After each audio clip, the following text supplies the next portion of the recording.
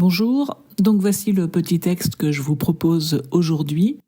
N'hésitez pas à appuyer sur pause le temps de votre méditation et ensuite vous pouvez poursuivre si vous le souhaitez la lecture de la vidéo pour écouter ce que ce texte m'a inspiré à moi.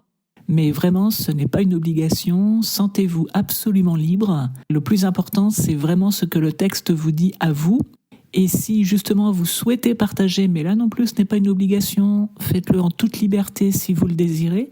Donc si vous souhaitez partager ce que le texte vous a inspiré, n'hésitez pas à le faire en commentaire. C'est vraiment toujours inspirant de voir à quel point l'Évangile parle à chacun de manière très personnelle. Donc n'hésitez pas. Bonne méditation. Alors en ce qui me concerne, il y a deux choses qui m'ont frappé dans cet Évangile. Les deux autour de cette phrase « Pourquoi nous as-tu fait cela ?» que Marie adresse à Jésus. Donc le premier élément, c'est que je me suis dit qu'en fait Jésus n'avait pas volontairement inquiété ses parents. Il a agi pour servir son Père, pour être au service donc de son Père, de Dieu, et pour participer au projet de salut de Dieu pour toute l'humanité, parce qu'en fait, ce qu'il a fait à cet instant-là, nous le lisons encore 2000 ans plus tard. Et donc, c'est quelque chose qui a peut-être éclairé des générations et des générations de personnes. Donc, il y a eu un fruit, en fait, énorme qui a largement dépassé l'inquiétude que sa disparition a pu générer chez ses parents.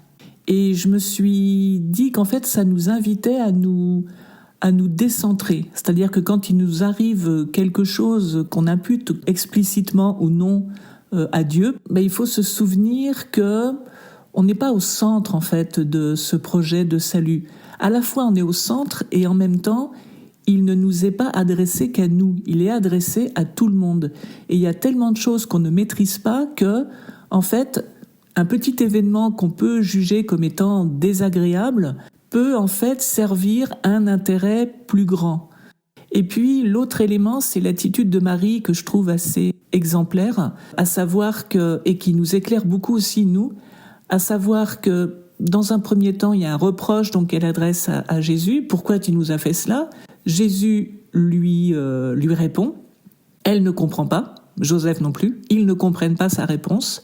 Mais Marie l'accepte et on voit ensuite la phrase suivante qu'elle méditait tout cela dans son cœur. Elle gardait fidèlement toutes ces choses dans son cœur.